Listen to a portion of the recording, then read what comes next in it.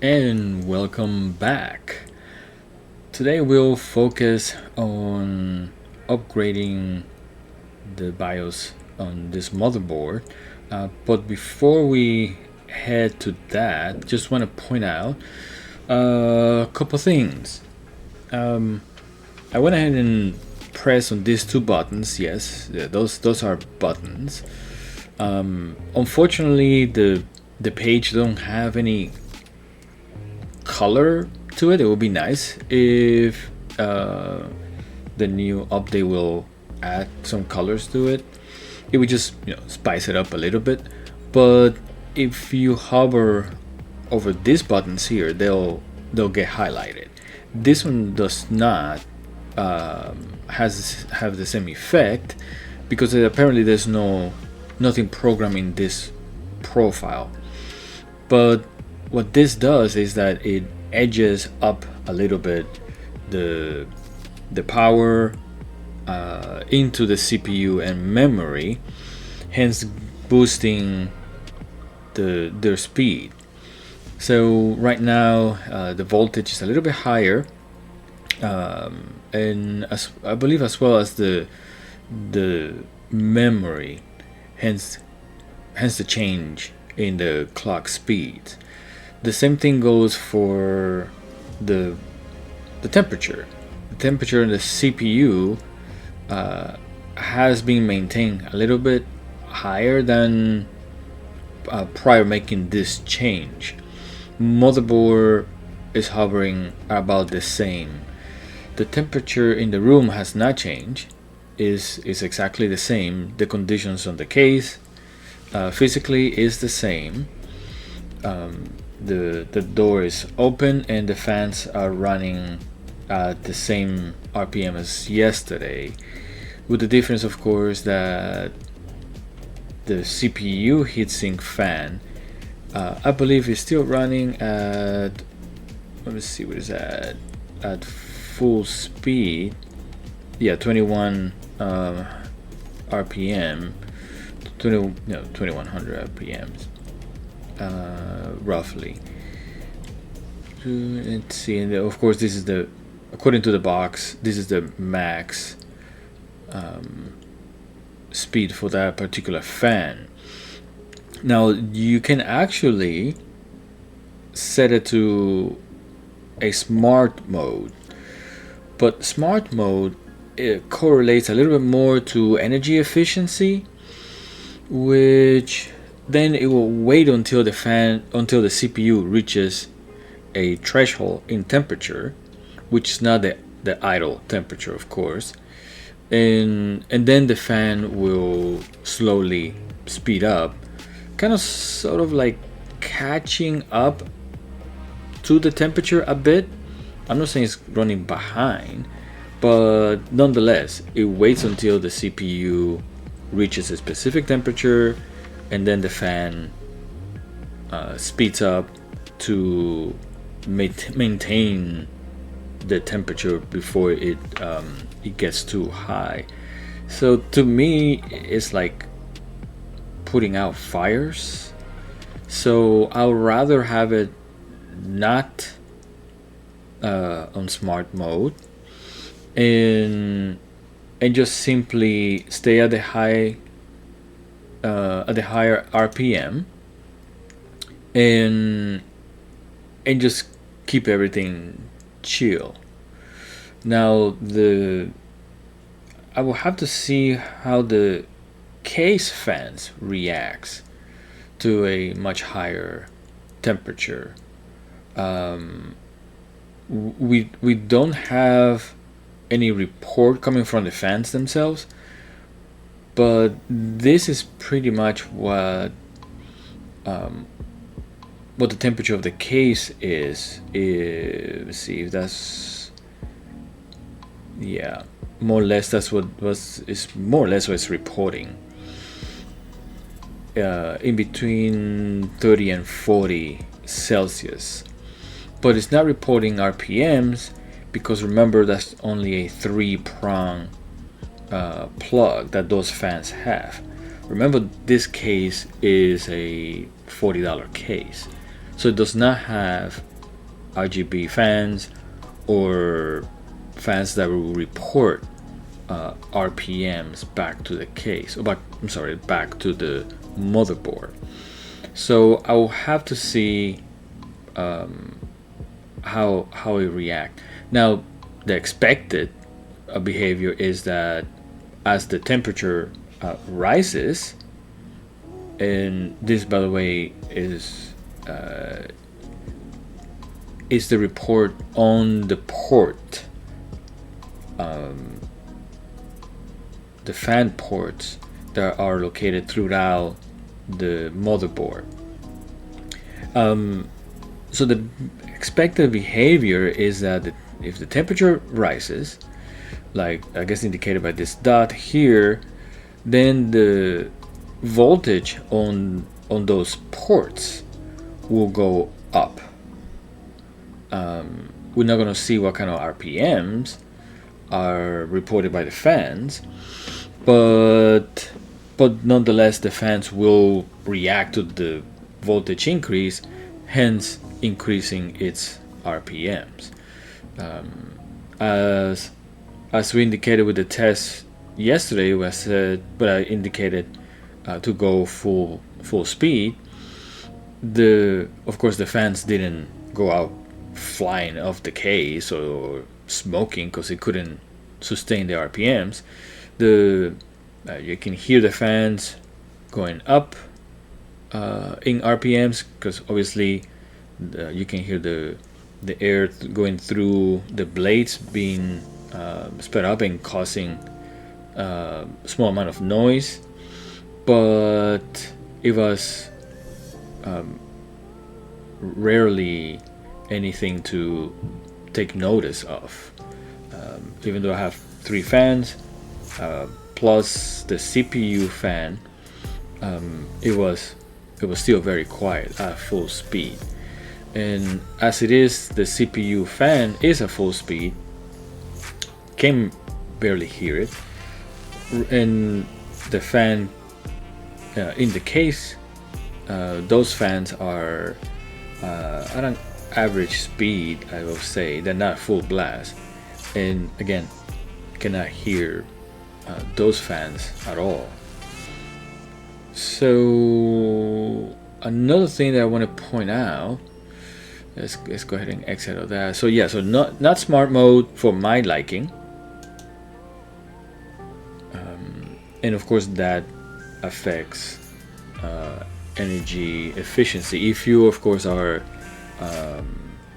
rather be more energy efficient, in a more energy efficient position, then yes, you will enable smart mode, and you of course will disable any CPU or memory boosting, and at that point, what I suppose is that it will become on demand.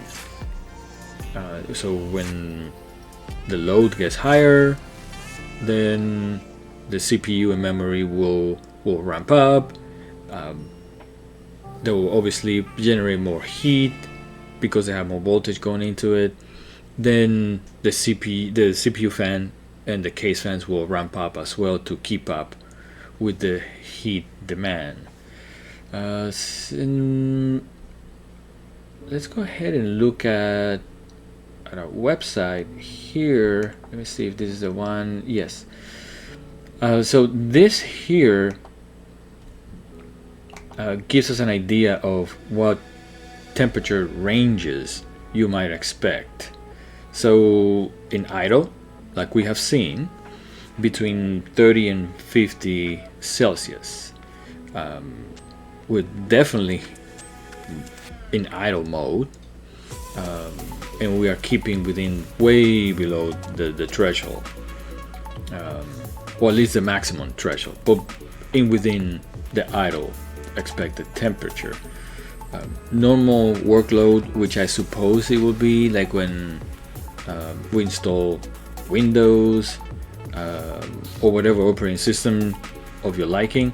Once you install your operating system and it's just simply doing operating system tasks,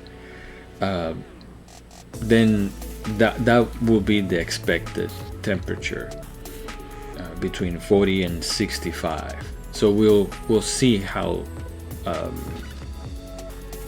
the airflow and the fans will keep up on normal workload. At that point, we will be able to tell, hey, do we need to add more fans? Do we need to change the heatsink?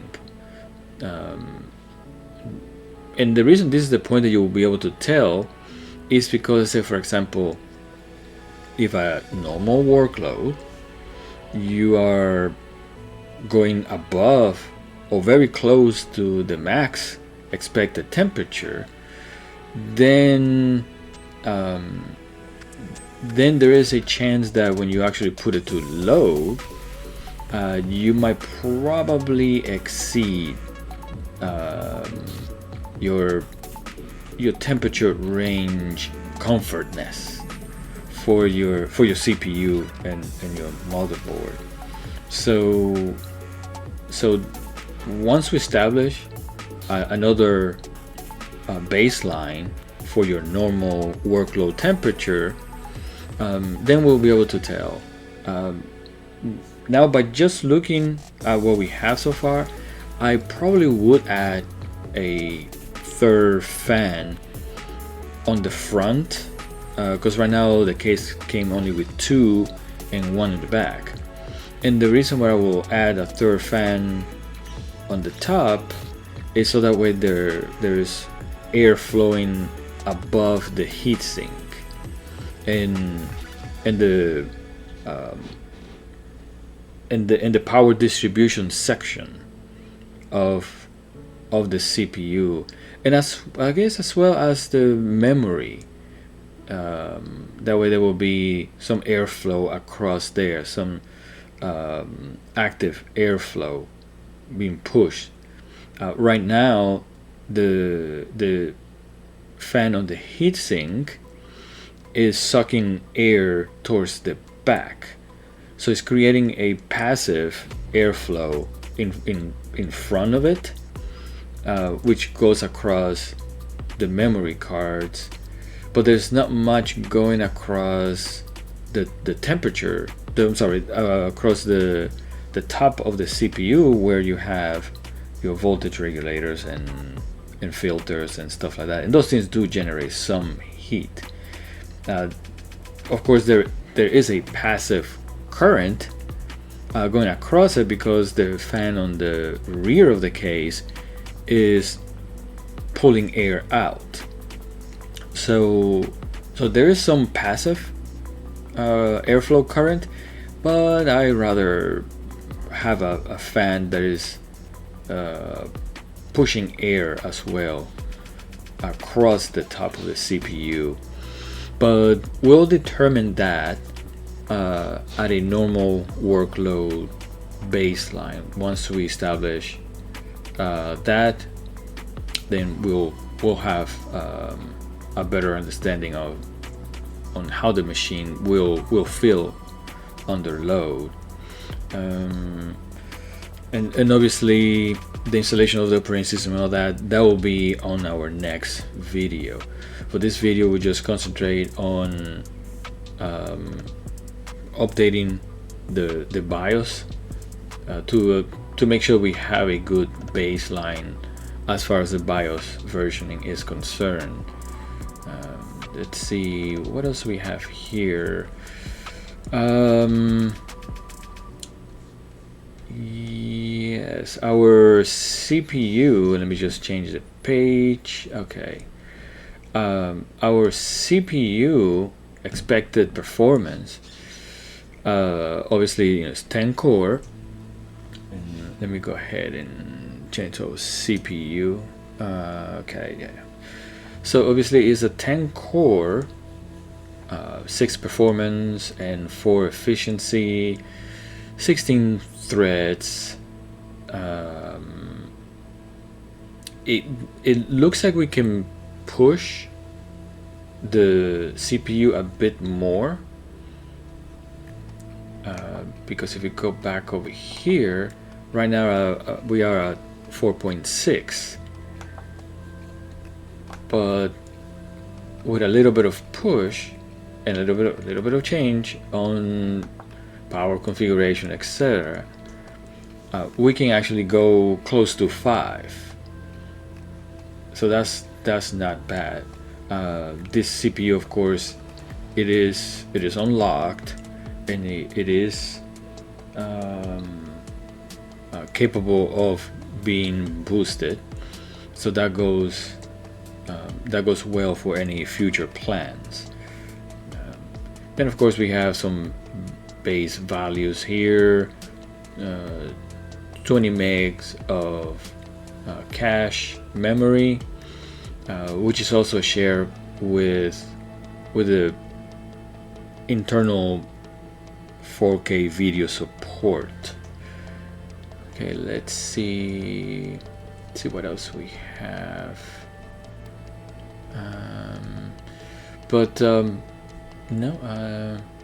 But yes, this here pretty much depicts our chipset compatibility configuration, and ours being Z790 with PCIe version 4 compatibility. Alright, so let's go ahead and start looking at some of these BIOS updates instructions. I have not done this particular update BIOS procedures, so we'll definitely be looking at it together. Let's go ahead and download this here. Let's see where it's gonna take us. Okay,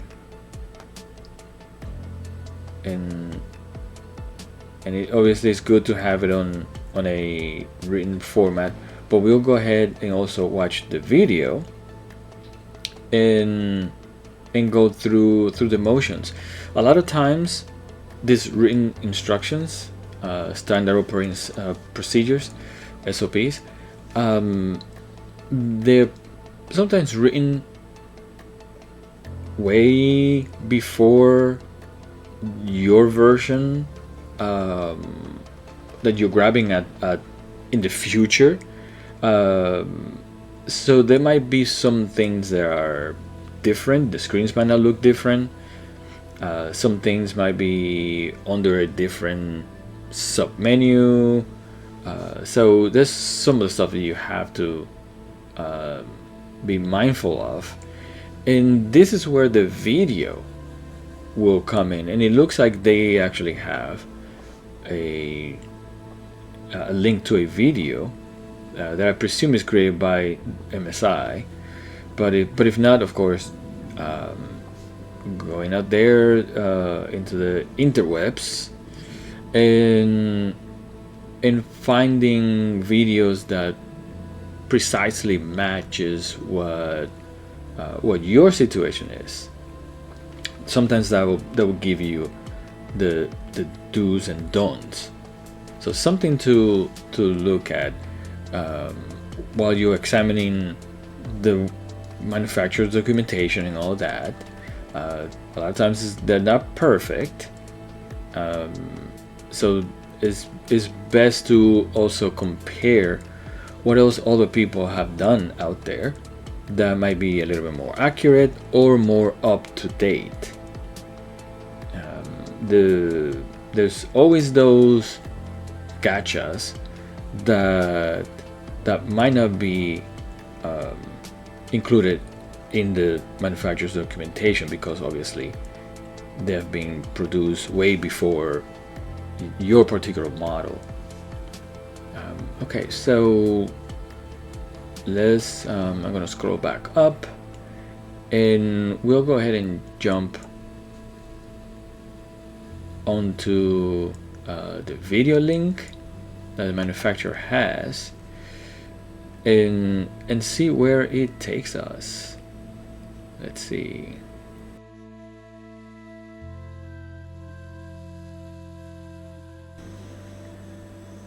So if that was so pretty straightforward, first time that we scroll through this, It almost felt like it was 100 pages.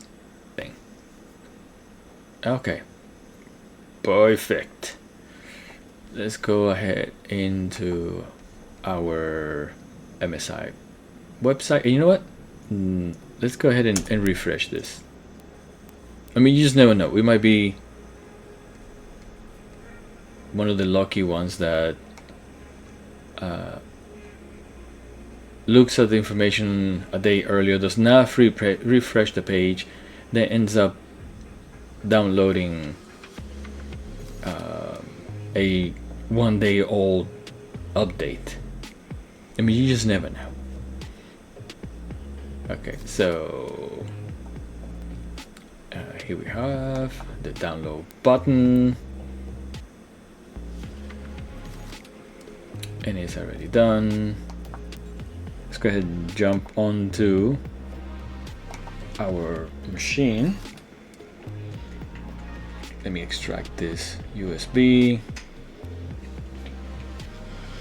and let's go ahead and test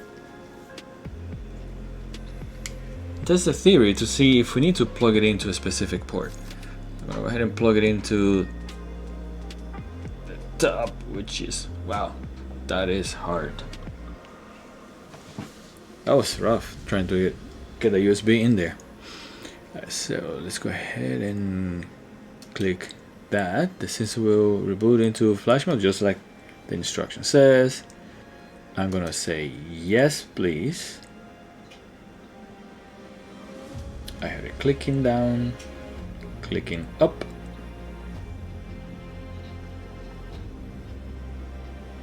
So I suspect it's gonna happen is that it's going to go into that BIOS flash mode, but is it going to check all the USBs? And I guess it did. But let's see. Yeah, well, no, it did. Okay. It sees all the. All right. So here it is. Here's our file. Okay. So the theory is, yes, it will search all the USBs ports that it has, and of course read whatever response back.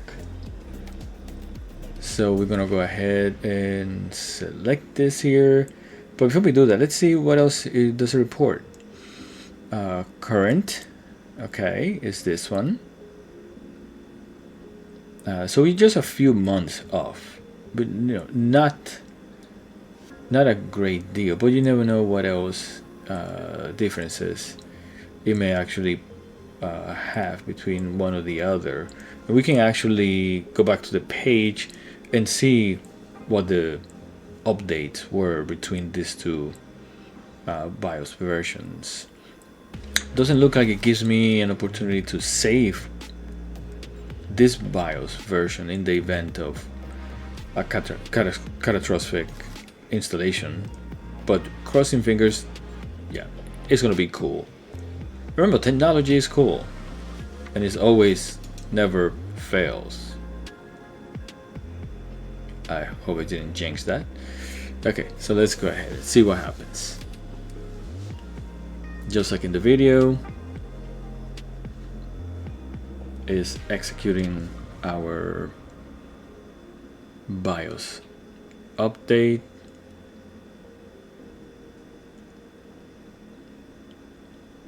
And curiously, look at the CPU RPM.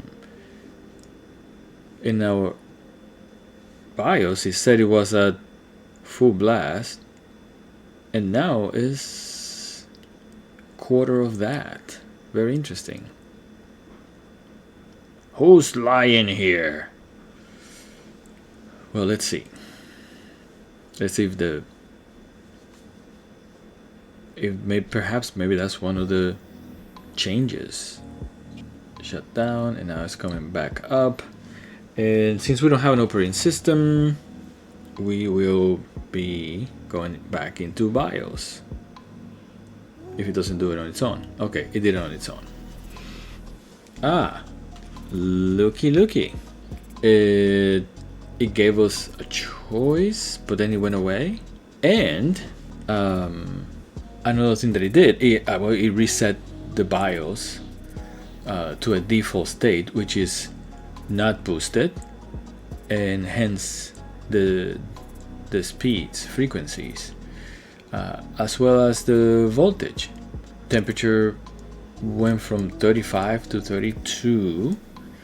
Okay, but most importantly,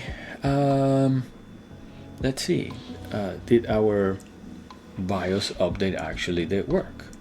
So let's go back to our page. Just give me a second and let's match it up. That way we know we're not going crazy. Okay, let's see. Okay, the build date did change. In the page, the release date is about a month ahead, which I kind of sort of appreciate that. That means that there were some tests going through it that were performed. Let's see what other indicators do we have to assure that we got our BIOS updated. Besides the date and perhaps the file name, and I'm looking right now at so the file name matches to what we downloaded, and there is a text file that is included with a version saying that it fixes problems with previous versions, update CPU microcode. So it looks like that's the only update that it had fixed on that particular version. But of course, there should be other versions or other fixes that it had done up to that. But that will be the newest. This is where I'm taking it. That will be the newest fix from in addition to the version prior to that one. But the rule of thumb is that any other improvements were already there, not listed. Otherwise, we'll have a long list of stuff. But the only thing they list is any improvement that were done after the previous update. So let's see where else you can actually see any additional information. Of course, it wouldn't be here. In order for us to do additional matching on BIOS versioning, it wouldn't be here, of course. That's because this is the overclocking section. If you want to go manual and fine-tune to your specific needs, but no. So right now we are running the latest version of BIOS that has been listed on the website. That was extremely painless. The easiest BIOS update I've ever done, and pretty much that's kind of like the standard nowadays. So one last thing that before we get on starting to install operating system is that I found a button that allows us to control the LED light on front. This here doesn't, I don't know, it doesn't do anything, at least so far. I'm not sure if, I'm pretty sure there's going to be a software add-on that we will have to install in other drivers that we'll have to download from the website, and perhaps it gives us a little bit of control of the LED up front. But in case if you're not interested in installing none of that stuff, I'm gonna go ahead and remove this here because we don't need it. Oh my goodness, wow. Anyway, alright, so once that's out of the way, the LED button on the top of the machine will actually allow us to change the LED behavior, which is awesome. Okay, so it's the button on the top that actually allows us to change the LED.